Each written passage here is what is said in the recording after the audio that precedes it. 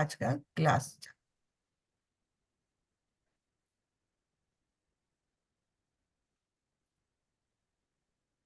हरे कृष्णा।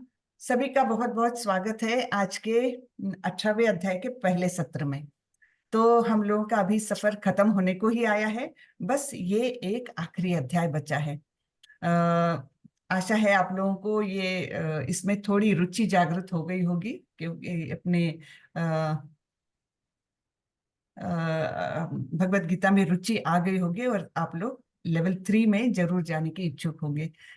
ठीक है, तो चलिए मैं मंगलाचरण करती हूँ और फिर हम देखते हैं आज के अध्याय को।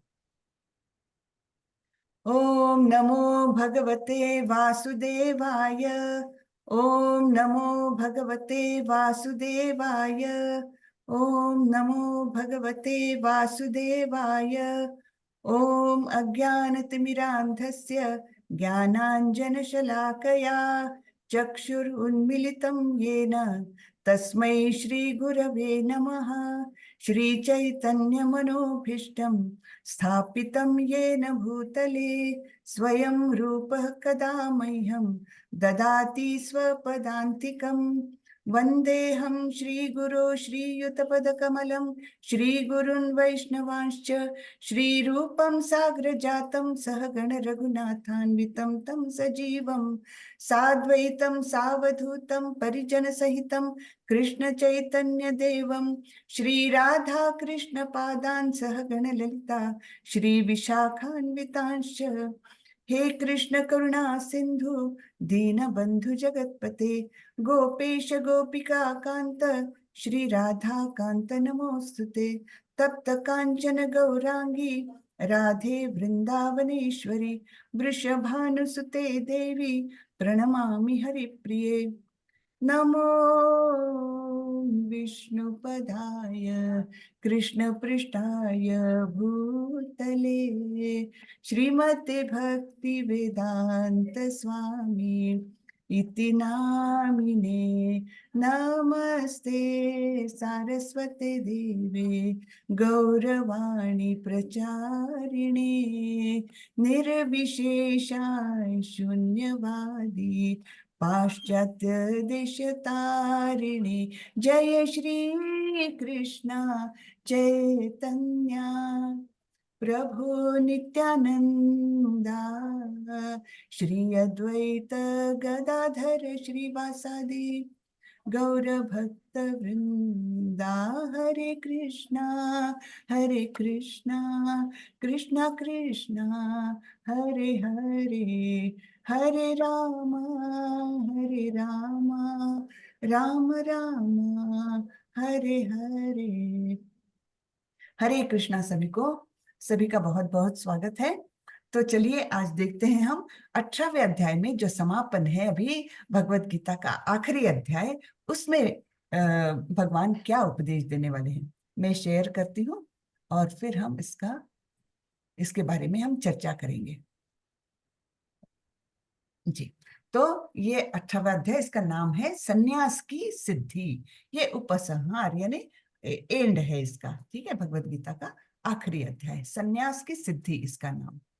तो हम देखते हैं पहले अध्याय में कैसी अर्जुन की मनस्थिति थी। पहले अध्याय में अर्जुन एकदम वो हो गए थे, मतलब निराश से हो गए थे, है ना। वो बोल रहे थे मैं अपने ही लोगों से, अपने स्वजनों से युद्ध करके मुझे क्या सुख मिलेगा, मुझे पाप लगेगा, मुझे उन पर दया आ रही है ना। फिर परिवार का क्या हो जाएगा, उनके परिवारों का क्या हो जाएगा, वर्ण संकर हो जाएगा, है ना, इस प्रकार। और फिर बोले थे मैं तो इतनी दुविधा में हूं कि मुझे क्या करना है यही समझ में नहीं आ रहा है और मैं अब युद्ध नहीं करूंगा। ये पहले अध्याय में हमने देखा था। अभी 18वें अध्याय तक जब भगवान का उन्होंने पूरा उपदेश सुना है, अलग अलग तरीके से भगवान ने उन्हें बताया है, उसके बाद उनकी मनस्थिति क्या होने वाली है ये हम देखेंगे। कहाँ वो पहला अध्याय और कहाँ ये 18वां अध्याय, बिल्कुल दिन और रात का अंतर है अर्जुन की मनस्थिति में। वहां पर एकदम रात थी, एकदम निराशा में थे, और अभी देखना 18वें अध्याय में वो क्या बोलते हैं। ठीक है ना। तो यानी यहाँ से हम इससे हम समझ सकते हैं कि केवल हमारे विचार जो है वो हमें कहाँ से कहाँ ले जा सकते हैं, और योग्य गुरु के मार्गदर्शन से हम जीवन की सही राह पकड़ सकते हैं, सही राह पर हम चल सकते हैं। तो गुरु का अनन्य साधारण महत्व है हमारे जीवन में। गुरु के बिना हमारा आध्यात्मिक प्रगति में कुछ भी एक कदम भी आगे बढ़ना ये इम्पॉसिबल है, ये पॉसिबल नहीं है। ठीक है ना। और गुरु कैसे होना चाहिए? प्रामाणिक गुरु होना चाहिए। हाँ, प्रामाणिक गुरु यानी कि जो गुरु शिष्य परंपरा से जिनको ज्ञान प्राप्त हुआ हो, और दूसरे उन्होंने स्वयं सत्य को देखा हो, इन द सेंस कि उनको स्वयं को भगवान क्या पूरा ज्ञान है, पूरा उन्होंने भक्ति में अपनी प्रगति बहुत ऊपर तक की है ना। तो ऐसे प्रामाणिक गुरु के शरण में जब जाते हैं, तब अर्जुन के जैसे उनको जीवन की सही राह मिलती है। ये इसका इन शॉर्ट हम देखने वाले हैं। लेकिन ये अध्याय काफी बड़ा है और इसमें बहुत विस्तार से भगवान ने सब कुछ ज्ञान बताया है। तो हम देखते हैं श्लोक बाय श्लोक हम आगे बढ़ेंगे, बहुत इंटरेस्टिंग है और उसका आनंद लीजिए। और इसमें अभी शुरुआत हो रही है। अर्जुन उवाच संन्यासस्य महाबाहो तत्त्वमिच्छामि वेदितुम् त्यागस्य च ऋषिकेश पृथक् केशि निषूदन। अर्जुन ने कहा, हे महाबाहो, मैं त्याग का उद्देश्य जानने का इच्छुक हूँ, और हे केशव निषूदन, हे ऋषिकेश, मैं त्यागमय जीवन यानी संन्यास आश्रम का भी उद्देश्य जानना चाहता हूँ। तो बेसिकली त्याग और संन्यास, इसमें अंतर क्या है, ये अर्जुन जानना चाह रहे हैं। हाँ? त्याग और संन्यास ये दो अलग अलग चीजें हैं, इनके बारे में अर्जुन जानना चाह रहे हैं।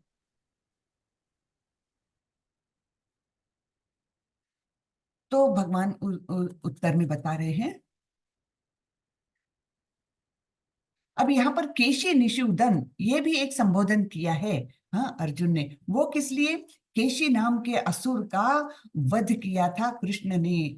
और यहाँ पर एक तरीके से अर्जुन बोल रहे हैं कि मेरे अज्ञान रूपी असुर का भी आप वध कर दो।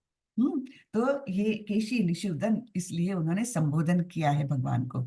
श्री भगवान उवाच काम्यानां कर्मणां न्यासं संन्यासं कवयो विदुः सर्वकर्म फल त्यागम प्राहुस्त्यागम विचक्षणः।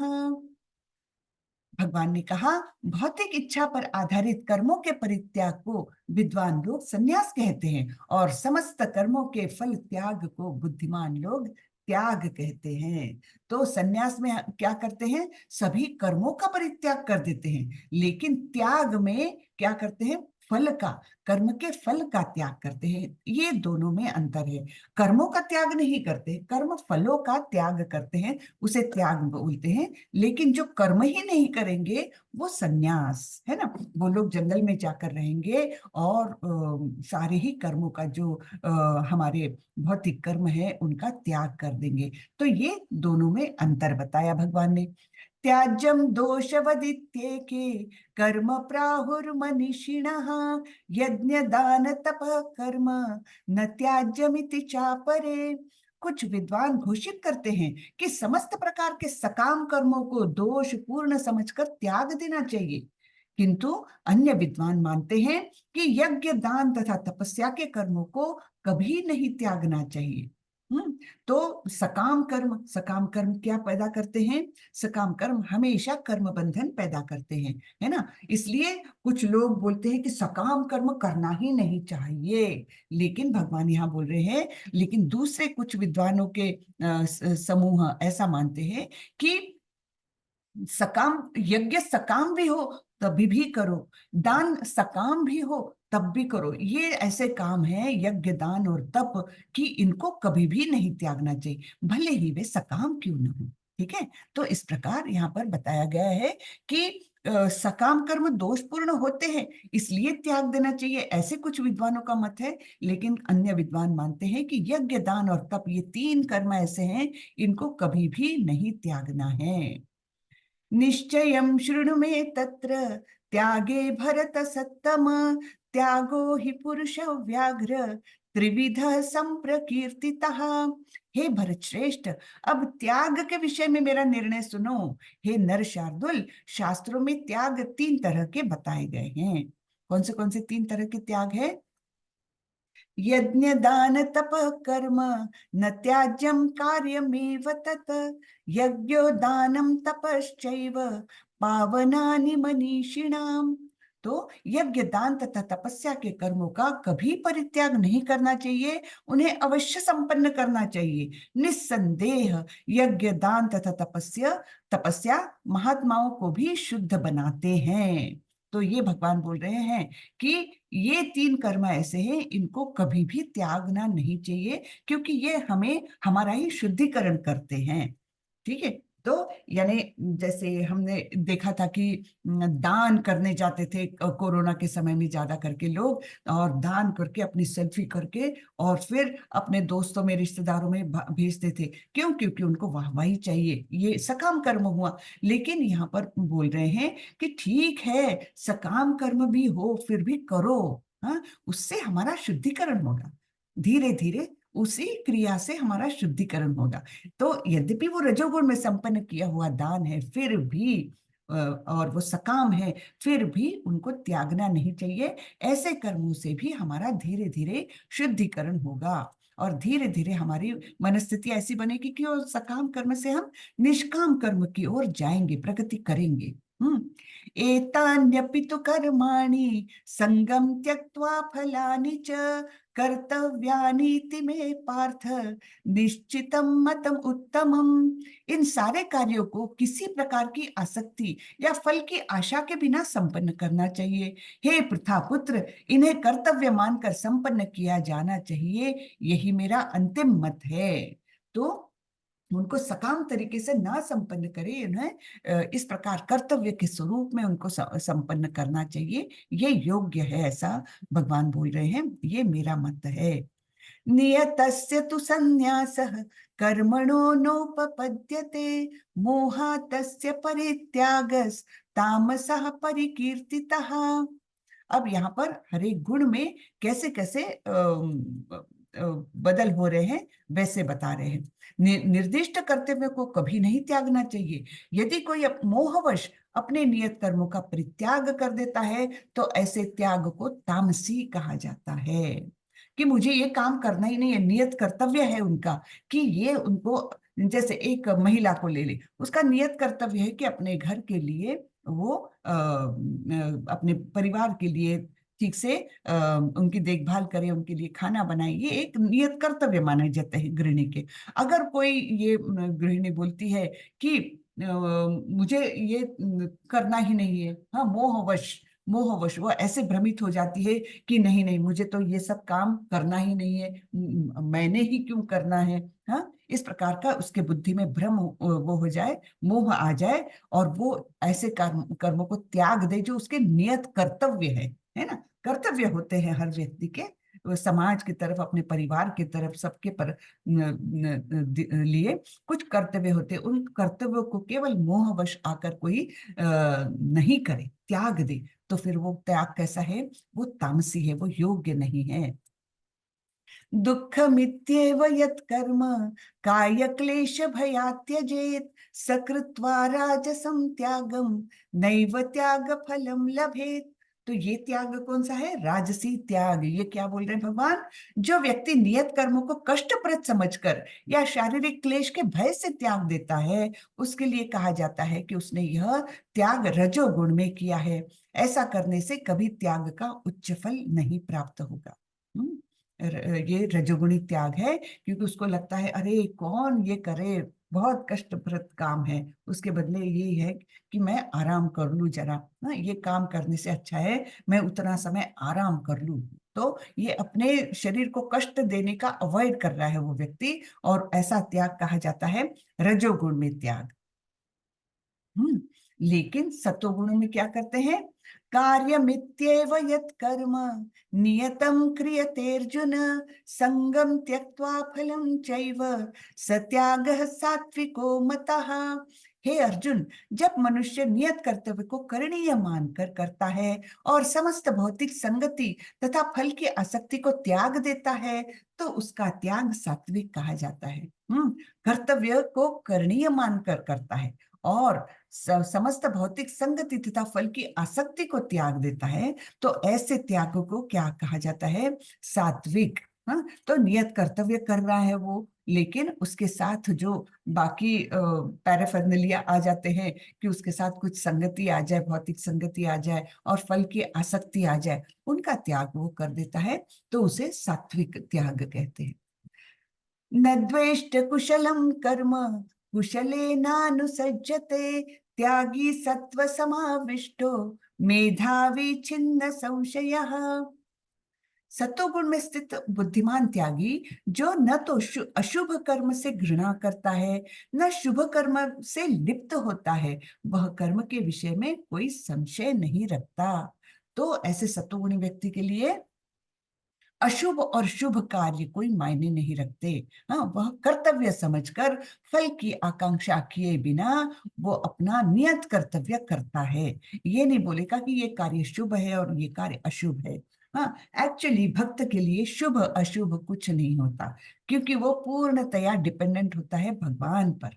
हाँ, तो भगवान जो भी करेंगे शुभ होगा। ऐसे ये कभी सोचेगा नहीं कि अरे ये करने से ये तो अशुभ काम है या ये तो अशुभ घड़ी है। भक्त के लिए ऐसा नहीं होता। बाकी सब लोग देखते हैं कि ये राहु काल और अमका ढमका सब कुछ देखते हैं, लेकिन जिसकी भगवान पर पूरी निष्ठा है उसके लिए सब समय शुभ है, हर घड़ी शुभ होती है। हाँ, तो यहाँ पर वही सात्विक व्यक्ति का बताया है कि उसके लिए अशुभ और शुभ कार्य नहीं कुछ मायने नहीं रखते। ना तो अशुभ कार्य से वो घृणा करता है, नफरत करता है, और न ही शुभ कार्य को आसक्ति से गले लगाता है, ऐसा नहीं है। वो अपने नियत कर्तव्य नियत काम अपने कर्तव्य मानकर फल की आकांक्षा के बिना और पूरी निष्ठा के साथ करता है। इस प्रकार ये सतोगुणी में स्थित त्याग कहा जाता है। नहि देहभृता शक्यं त्यक्तुं कर्माण्यशेषतः यस्तु कर्म फल त्यागी सत्यागीत्यभिधीयते। निस्संदेह किसी भी देहधारी प्राणी के लिए समस्त कर्मों का परित्याग कर पाना असंभव है, लेकिन जो कर्म फल का परित्याग करता है वह वास्तव में त्यागी है। तो समस्त कर्मों का तो हम त्याग कर नहीं सकते, है ना कुछ कर्म, सन्यासी कितना भी जंगल में जाकर भी रहे फिर भी कुछ ना कुछ कर्म उसको करने ही पड़ते हैं। तो वास्तव में श्रेष्ठ कौन बोल रहे हैं? तो त्यागी किसे कह रहे हैं? जो कर्म फल का त्याग कर देता है। वो समाज में ही रहेगा, परिवार में ही रहेगा, लेकिन कर्म फल के प्रति को उसकी आसक्ति बिल्कुल नहीं रहेगी। कर्म फल को त्याग करके वो अपने नियत कर्तव्य करेगा, तो वो वास्तव में त्यागी है। अनिष्टमिष्टमिष् अनिष्टमिष्टं मिश्रं च त्रिविधं कर्मणा फलं भवत्यत्यागिनां प्रेत्य न तु सन्यासिनां क्वचित्। जो त्यागी नहीं है उसके लिए इच्छित यानी इष्ट, अनिच्छित यानी अनिष्ट तथा मिश्रित, ये तीन प्रकार के कर्म फल मृत्यु के बाद मिलते हैं। लेकिन जो सन्यासी है उन्हें ऐसे फल का सुख दुख नहीं भोगना पड़ता।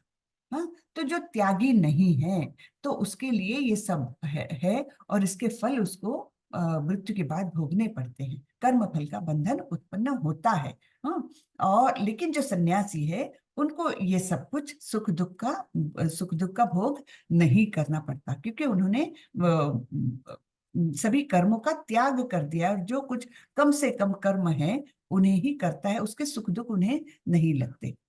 अब देखिए, पंचैतानि महाबाहो कारणानि निबोध मे सांख्ये कृतान्ते प्रोक्तानि सिद्धये सर्व कर्मणाम। हे महाबाहु अर्जुन, वेदांत के अनुसार समस्त कर्म की पूर्ति के लिए 5 कारण हैं। हाँ, तो वेदांत के अनुसार कोई भी कर्म कोई अकेले से नहीं होता है। हम सोचते हैं ना मैंने ये किया, लेकिन यहाँ पर भगवान हमें समझाएंगे कि आप केवल कर्ता नहीं हो, 5 कारण होते हैं कोई भी कार्य संपन्न होने के। ठीक है, तो हम जो अपने आप को बहुत क्रेडिट लेते हैं ना कि मैंने ये किया, तो वैसा नहीं है। हम हमारा शेयर क्रेडिट का कितना है, ओनली 20%। सिर्फ 20% हमारा क्रेडिट है, बाकी तो डिवाइड हो रहा है क्रेडिट। तो ये हमें समझना है अभी। क्या बोल रहे हैं भगवान? अधिष्ठानम तथा कर्ता करणं च पृथक विधाम विविधाश्च पृथक चेष्टा दैवम चैवात्र पंचमम। कर्म का स्थान यानी शरीर, दूसरा कर्ता विभिन्न इंद्रिया, अनेक प्रकार की चेष्टाएं यानी प्रयत्न, तथा परमात्मा, ये 5 कर्म के कारण हैं। तो समझिए कि हमने कुछ किया, व्यापार किया हमने, तो हम सोचेंगे हम तो कितने सक्सेसफुल व्यापारी है, लेकिन वैसा नहीं है। केवल आपका ही ये 100% शेयर आपका नहीं है। इसमें 5 लोग भागीदारी है, 5 की भागीदारी है। उसमें है कर्म का स्थान यानी आपका शरीर। अगर शरीर काम का नहीं है तो मतलब काम काज नहीं कर पाता है, तो आप कहाँ से व्यापार करेंगे, है ना।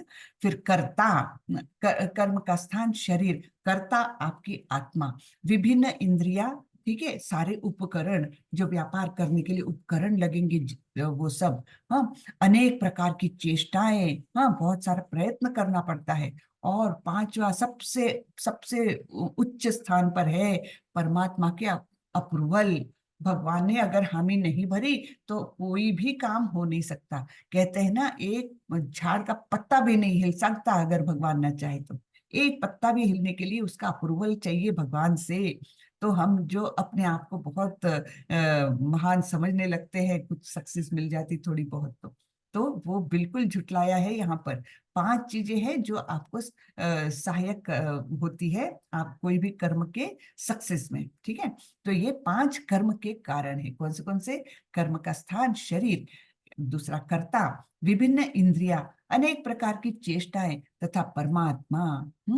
तो अधिष्ठानम शब्द शरीर के लिए आया है। शरीर के भीतर आत्मा कर्म करता है, जिससे कर्म फल होता है, अतएव यह कर्ता कहलाता है। आत्मा ही ज्ञाता तथा कर्ता है, इसका उल्लेख श्रुति में है।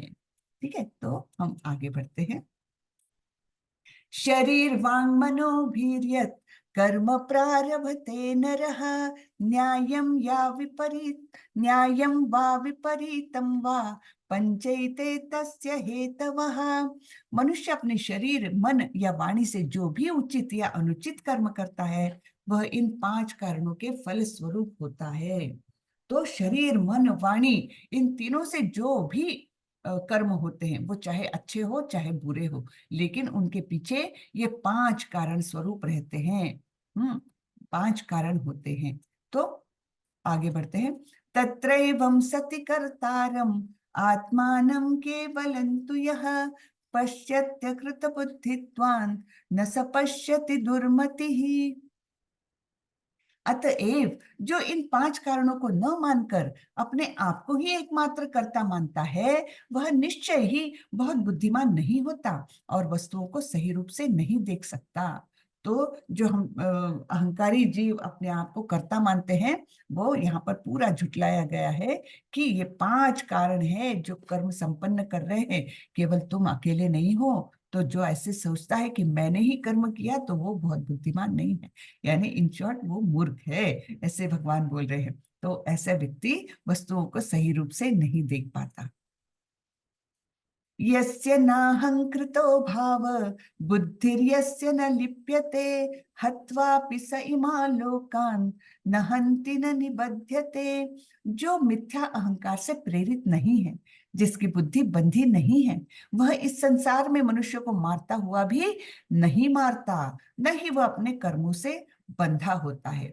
तो न अहंकृते भावो, ये महत्व का है। मिथ्या अहंकार से वो प्रेरित नहीं है। तो इसका एक उदाहरण ले सकते हैं। जैसे सीमा पर हमारे सैनिक लड़ते हैं, तो जब उनको आदेश होता है कि ये सामने वाले से युद्ध करो, तब वो जी जान लगाकर युद्ध करते हैं, सामने वाले शत्रु को मारते हैं। लेकिन क्या उन पर हत्या का मुकदमा चलता है? नहीं, क्योंकि वो खुद नहीं कर रहा, वो आदेश पर कर रहा है, और वो खुद एक सैनिक की दृष्टि से कर रहा है ना। उसमें अहम कृत भाव नहीं है, है ना। अहंकार, मिथ्या अहंकार से प्रेरित नहीं है वो वो आदेश के अनुसार अपना नियत कर्तव्य कर रहा है, इसलिए उस पर मुकदमा नहीं चलता। लेकिन वही सैनिक अगर अपने छुट्टी में अपने घर आए और किसी की हत्या कर दे, तब उसको तो मुकदमा चलेगा और उसको सजा भी मिलेगी, है ना। क्यों? क्योंकि यहाँ पर उसने खुद का यानी अपने व्यक्ति के तौर पर उसने वो कार्य किया है। जबकि जब वो सैनिक बन के सीमा पर जाकर लड़ता है, तब वो आदेश के अनुसार लड़ता है और वो सैनिक के रूप में लड़ता है, ना कि एक व्यक्ति के रूप में, है ना। तो ये मिथ्या अहंकार जो है, जो मिथ्या अहंकार से प्रेरित नहीं है, जिसकी बुद्धि बंधी नहीं है, वह इस संसार में मनुष्य को मारता हुआ भी नहीं मरता। हाँ, तो वो मारता हुआ भी नहीं मारता, ठीक है। तो यानी वो खुद नहीं मार रहा है, वो सैनिक मार रहा है उसके अंदर का, और वो किसी के आदेश पर मार रहा है। हाँ, तो इसलिए वो कर्मों से बंधा नहीं होता। सुनीता माता जी, आपको कुछ पूछना है क्या? आपने हैंड रेस किया है।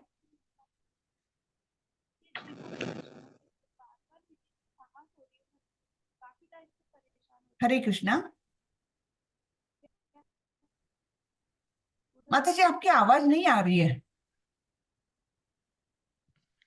हरे कृष्ण माता जी, क्षमा अरे, कीजिए रोकने के लिए। माता जी काफी टाइम से परेशान हो रही हूँ, मीटिंग बार बार लेफ्ट हो रही है, तो आपके कुछ समझ नेटवर्क नहीं आ में रहा। प्रॉब्लम है माता जी, आपके नेटवर्क का इश्यू है। यहाँ पर तो ठीक ही चल रहा है। बाकी किसी को कोई दिक्कत आ रही है कैसे? नहीं नहीं। नहीं ना? हाँ। नहीं नहीं माता जी, नहीं माता जी, हरे कृष्णा। हरे कृष्ण।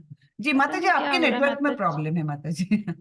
ठीक है। ये माता जी, माता जी, चौथे में श्लोक में नरसूल का क्या असर है? नर शार्दुल। नर शार्दुल यानी पुरुष व्याघ्र, यानी पुरुषों में जो शेर है, वो नर शार्दुल। अच्छा, पुरुषों में शेर नर शार्दुल बोलते हैं। ठीक माता जी। हाँ।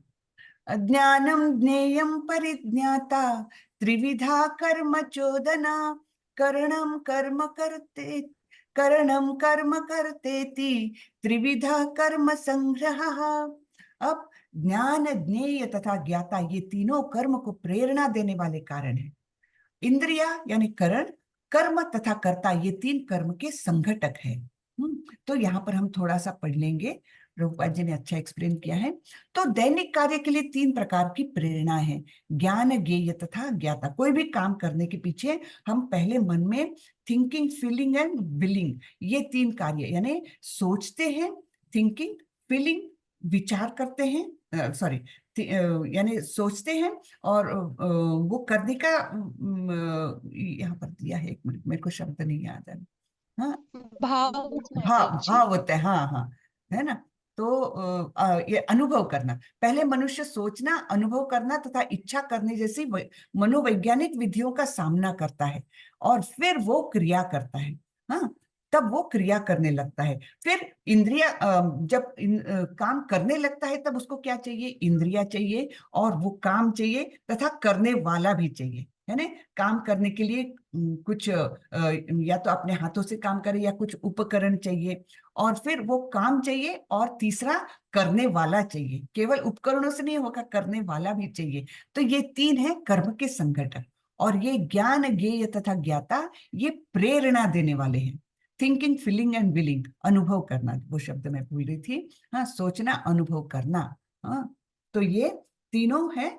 इस प्रकार से कर्म के तीन तीन प्रेरणा है और संगठक, ऐसे तीन तीन घटक है। ठीक है। मनुष्य पहले सोचता है, अनुभव करता है और इच्छा करता है, उसके बाद वो कर्म करना चालू करता है। ठीक है। ज्ञानम कर्म च कर्ता च, त्रिधैव गुण भेदतः, प्रोच्यते गुण संख्याने, यथावशृणुतान्यपि। प्रकृति के तीन गुणों के अनुसार ही ज्ञान, कर्म तथा कर्ता के तीन तीन भेद है। तो अभी फिर से, जैसे हमने 17वें अध्याय में देखा था, हर चीज के तीन तीन भेद बताए थे भगवान ने, है ना। श्रद्धा के तीन विभाग, फिर उसमें बहुत सारे तीन तीन विभाग किए थे गुणों के अनुसार। वैसे ही अभी ये समझाएंगे भगवान, है ना। 17वें अध्याय में हमने खाने पीने के बारे में भी देखा था, कि कैसे सतोगुणी व्यक्ति का खाना रहेगा, रजोगुणी का होगा, है ना। इस प्रकार से बहुत सारे भेद बताए थे 17वें में भी। अभी भी यहाँ पर भी बहुत सारे गुणों के अनुसार भेद कैसे हैं, वो बताएंगे भगवान। तो ज्ञान, कर्म तथा कर्ता के तीन तीन भेद अभी हम सुनने जा रहे हैं। सर्वभूतेषु येनैकं भावम् अव्ययमीक्षते अविभक्तं विभक्तेषु तज्ज्ञानं विद्धि सात्विकम। अब ये सात्विक ज्ञान के बारे में है जानकारी, जिस ज्ञान से अनंत रूपों में विभक्त सारे जीवों में एक ही अविभक्त आध्यात्मिक प्रकृति देखी जाती है, उसे ही तुम सात्विक जानो। तो ज्ञान जिसमें हम एक दूसरे के प्रति भेदभाव नहीं करते, क्योंकि हम जानते हैं कि उसके भी हृदय में परमात्मा है, हमारे भी हृदय में परमात्मा है। तो इस प्रकार आध्यात्मिक रूप से हम सब एक जैसे हैं, ये जो देखेगा उस ज्ञान को कहेंगे सात्विक ज्ञान। और राजसी कैसा ज्ञान होगा? पृथक्त्वेन तु यज्ञानम नाना भावान पृथक विधान वेत्ति सर्वेषु भूतेषु तज्ज्ञानम विद्धि राजसम। जिस ज्ञान से कोई मनुष्य विभिन्न शरीरों में भिन्न भिन्न प्रकार का जीव देखता है, उसे तुम राजसी जानो। यानी वो ये नहीं समझता कि मेरा पड़ोसी भी मेरे ही जैसा एक व्यक्ति है, जिसके हृदय में उसके भी परमात्मा है, मेरे भी परमात्मा है, तो हम एक जैसे हुए। वो अलग अलग सोचता है कि अरे वो उसका स्वभाव ऐसा है, वो ऐसा करता है, उसकी सोच ऐसी है ना। वो एकदम भिन्नता सोचता है, और मैं तो ऐसा सोचता हूँ, मैं तो ऐसे गलत काम नहीं करता, अपने आप को अलग सोचता है। तो वो उस दोनों के अंदर जो समानता है वो कभी नहीं देखेगा, वो केवल पृथक भाव देखेगा, अलगाव देखेगा व्यक्ति व्यक्ति में। तो ऐसा मनुष्य है राजसी। ऐसा ज्ञान है राजसी। यत्तु कृष्णवदे कस्मिन् कार्ये सक्तमहैतुकम् अतत्वार्थवदल्पञ्च तत्तामसमुदाहृतम्।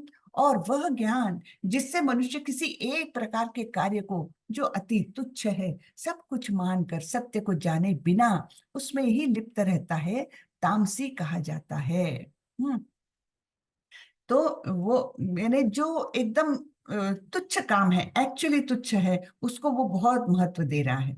यानी जैसे उसको कोई किसी कार्य के संपन्न होने पर उसको कुछ फल मिलने वाला है, सपोज कुछ उसको मिलने वाला है, तो उस काम के प्रति वो इतना अवास्तव उसका महत्व कर देगा कि जो महत्वपूर्ण है ही नहीं, लेकिन उसको लगेगा ये काम ही सबसे दुनिया में महत्वपूर्ण है। तो सब कुछ मान लेता है वो, यानी उसी कार्य को सब कुछ मानता है। और उसका सत्य स्वरूप क्या है उस कार्य का, या क्या वो करना योग्य है या अयोग्य है, ये सब विचार उसके मन में नहीं आएंगे। वैसे भी तामसी व्यक्ति की बुद्धि क्या होती, भेद नहीं कर सकती योग्य और अयोग्य को, बल्कि वो अयोग्य को ही योग्य मान के चलती है। हमने देखा था ना प्रकृति के 3 गुण, उसमें हमने देखा था कि जो सात्विक है वो तो विवेक करता है, अच्छा बुरा, योग्य अयोग्य, ये विवेक करता है। लेकिन तामसिक कभी नहीं कर सकता, बल्कि वो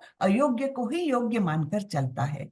तो इस प्रकार वो एक छोटे से काम को अति अवास्तव महत्व देकर उसी को सब कुछ मानकर चलता है। तो ऐसा ज्ञान जो है वो तामसी है। नियतम संगरहितम राग द्वेषतः कृतम अफल प्रेप्सुना कर्म यत्तत् सात्विकम उच्यते। जो कर्म नियमित है और जो आसक्ति राग या द्वेष से रहित कर्म फल की चाह के बिना किया जाता है, वह सात्विक कहलाता है। तो नियमित कर्म है कि ये जो करना ही है हमें, ऐसा नियमित है वो कर्म। वो कैसे करता है? आसक्ति राग या द्वेष से रहित। राग यानी क्या? राग यानी अटैचमेंट। तो आसक्ति या राग और द्वेष से रहित वो कर्म फल की चाह के बिना करता है, तो वह सात्विक कहलाता है। यत्तु कामेप्सुना कर्म साहंकारेण वा पुनः क्रियते बहुलायासम तद्राजसमुदाहृतम्। लेकिन जो कार्य अपनी इच्छा पूर्ति के निमित्त प्रयास पूर्वक एवं मिथ्या अहंकार के भाव से किया जाता है, वह रजोगुणी कहा जाता है। हाँ, केवल अपनी इच्छा की पूर्ति के लिए। राजसी लोगों का बेस कैसा रहता है? उनकी असीम इच्छाएं रहती है, असीम इच्छाएं, और तृष्णा उनकी कभी मिटती ही नहीं है। तो ऐसे राजसी लोगों का वो कार्य कैसे करेंगे कि प्रयास पूर्वक पूरी वो जान लगा देंगे और मिथ्या अहंकार के भाव से मैं कर सकता हूँ, मैं ही करूंगा, मैं सबसे अच्छा कर सकता हूँ, इस भाव से, अहंकार के भाव से भी करते हैं, तो ऐसे इसको क्या कहते हैं, रजोगुणी भाव कहा जाता है।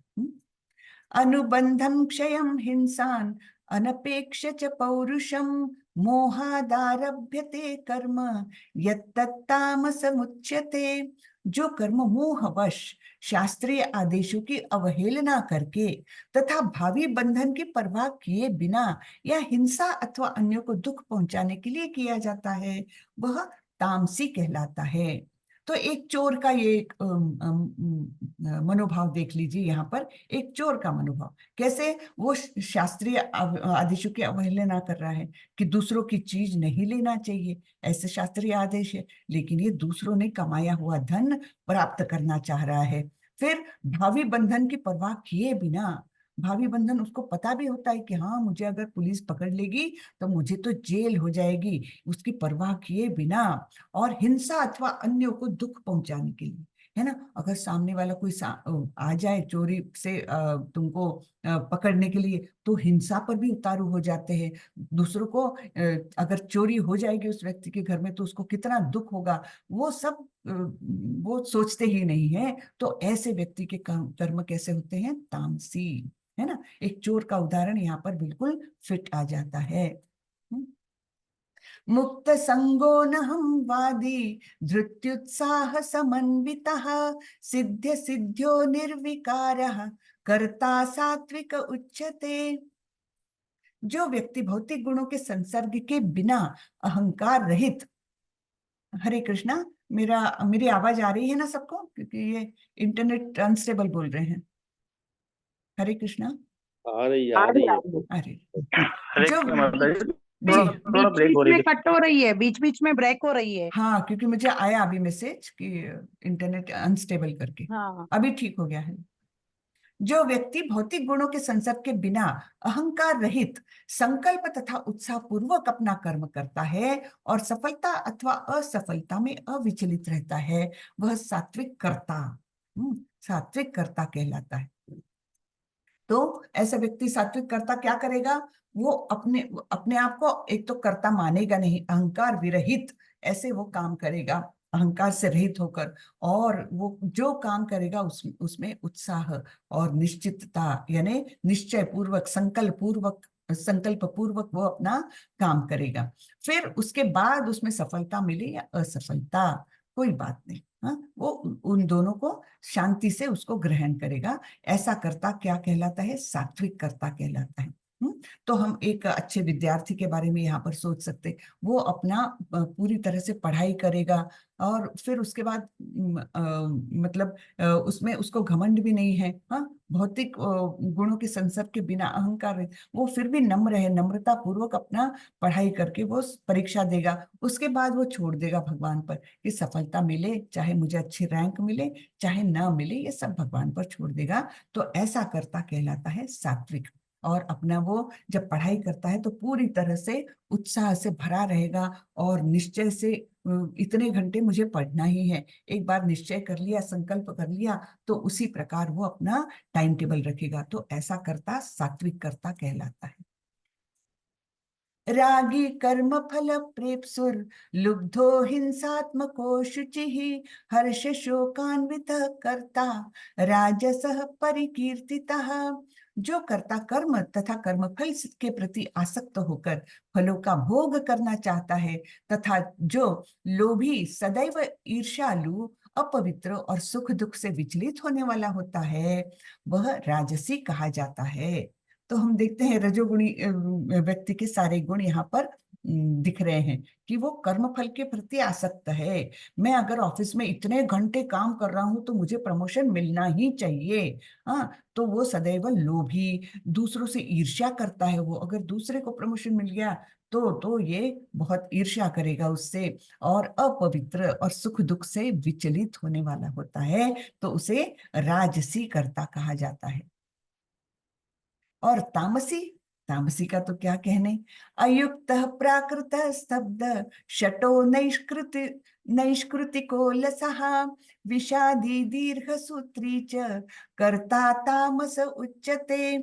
जो कर्ता सदा शास्त्रों के आदेशों के विरुद्ध कार्य करता रहता है, जो भौतिकवादी, हठी, कपटी तथा अन्यों का अपमान करने में पटु है, तथा जो आलसी, सदैव खिन्न तथा काम करने में दीर्घ सूत्री है, वह तमोगुणी कहलाता है। दीर्घ सूत्री यानी क्या? यानी आज करे सो काल कर, काल करे सो परसों। हाँ, अभी तो जीना है बरसों, है ना। तो ऐसे विचार वाले जो है वह तामसी होते हैं। तो ये कैसे होते हैं? हठी, कपटी, है ना, और अपने आप को बहुत मतलब उनकी धारणाएं अलग ही होती है, और इस प्रकार वो दूसरों का अपमान करते हैं। और आलसी होते हैं कि जाने दो ना, आज का काम कल पर डाल दिया, आज तो मैं सो लेता हूँ, या मूवी देख लेता हूँ, या नशा कर लेता हूँ, है ना। तो ऐसे लोग बिल्कुल तमोगुणी रहते हैं। ऐसे कर्ता तमोगुणी कर्ता कहलाते हैं। बुद्धेर्भेदं धृतेश्चैव गुणतस्त्रिविधः शृणु प्रोच्यमानन् अशेषेण पृथक्त्वेन धनंजय। हे धनंजय, अब मैं प्रकृति के तीनों गुणों के अनुसार तुम्हें विभिन्न प्रकार की बुद्धि तथा धृति के बारे में विस्तार से बताऊंगा, तुम इसे सुनो। तो अब बताएंगे बुद्धि और धृति। धृति यानी निश्चय करने की शक्ति। हाँ, तो बुद्धि और धृति ये तीन गुणों में कैसी रहती है? प्रवृत्तिं च निवृत्तिं च कार्याकार्ये भयाभये बंधं मोक्षं च या वेत्ति बुद्धि सा पार्थ सात्विकी। तो सात्विक बुद्धि क्या कैसे कहलाती है? हे प्रथापुत्र, वह बुद्धि सतोगुणी है, जिसके द्वारा मनुष्य यह जानता है कि क्या करणीय है और क्या नहीं है, किससे डरना चाहिए और किससे नहीं, क्या बांधने वाला है और क्या मुक्ति देने वाला है। तो इनमें जो भेद कर सकता है, तो वो सात्विक बुद्धि, सतोगुणी बुद्धि है। क्या क्या है वो? क्या क्या करना चाहिए और क्या नहीं करना चाहिए। विवेकशील है ना। बुद्धि का काम है विवेक करना, डिस्क्रिमिनेशन, ये कार्य है बुद्धि का। तो बुद्धि के द्वारा वो ये जान सकता है कि ये कार्य करना चाहिए और ये कार्य नहीं करना चाहिए। और कोई चीज से डरना है, डरना तो मनुष्य का स्वभाव है। कोई चीज से, तो कौन सी चीज से डरना है? केवल अपने भविष्य को लेकर डरने से कोई फायदा नहीं है ना। तो डरना किससे चाहिए? कि बुरे काम करने से डरना चाहिए, कर्म बंधन में फंसने से डरना चाहिए। तो योग्य रीति से वो सोच सकता है कि किससे डरना है और किससे नहीं डरना है, और क्या बंधन उत्पन्न करने वाला काम है और क्या मुक्ति देने वाला कार्य है। मुक्ति देने वाले कार्य सारे आध्यात्मिक होते हैं, है ना। तो उस प्रकार से वो ये सोच सकता है, उसकी बुद्धि है कि वो इस प्रकार से डिस्क्रिमिनेट करे, उसके इस प्रकार से भेद करे। अब रजोगुणी का देखते हैं। यया धर्मम अधर्मं च कार्यं च कार्यमेव च अयथावत् प्रजानाति बुद्धि सा पार्थ राजसी। हे प्रथापुत्र, जो बुद्धि धर्म तथा अधर्म, करणीय तथा अकरणीय कर्म में भेद नहीं कर पाती, वह राजसी है। फिर अधर्मम धर्ममिति या मन्यते तमसावृता सर्वार्थान विपरीतांश्च बुद्धि सा पार्थ तामसी। और ये तो और भी बढ़ के हैं तामसी। देखिए, जो बुद्धि मोह तथा अंधकार के वशीभूत होकर अधर्म को धर्म और धर्म को अधर्म मानती है और सदैव विपरीत दिशा में प्रयत्न करती है, हे पार्थ, वह तामसी है। ठीक है ना। तो यहाँ पर ये तो भेद कर ही नहीं पा रहे हैं राजसी लोग, लेकिन ये क्या करते हैं? उल्टे ही डायरेक्शन में जाते हैं। बिल्कुल जहां नहीं जाना चाहिए वहीं जाते हैं। तो ये तामसी बुद्धि है। धृत्या यया धारयते मनः प्राणेन्द्रिय क्रियाः योगेनाव्यभिचारिण्या धृति सा पार्थ सात्विकी। अब ये धृति के बारे में बता रहे हैं। धृति यानी निश्चय, संकल्प। तो हे प्रथापुत्र, जो अटूट है, जिसे योगाभ्यास द्वारा अचल रहकर धारण किया जाता है, और जो इस प्रकार मन, प्राण तथा इंद्रियों के कार्यकलापों को वश में रखती है, वह धृति सात्विक है। तो मन, प्राण और इंद्रिय तीनों को भी कंट्रोल में रख सकती है। वह धृति सात्विक है। तो इसको कैसे डेवलप करते हैं? योगाभ्यास द्वारा, है ना, मन की शांति द्वारा, योगाभ्यास द्वारा, और अचल रहकर ध्यान धारण किया जाता है। तो इस प्रकार की जो धृति है, निश्चय है, संकल्प है, उसे हम सात्विक कहते हैं, सतोगुणी कहते हैं। यया तु धर्म कामार्थान धृत्या धारयते अर्जुन प्रसंगेन फलाकांक्षी धृति सा पार्थ राजसी। लेकिन हे अर्जुन, जिस धृति से मनुष्य धर्म, अर्थ तथा काम के फलों में लिप्त बना रहता है वह राजसी है। तो कौन से काम में बंधा रहता है वो? धर्म, अर्थ और काम।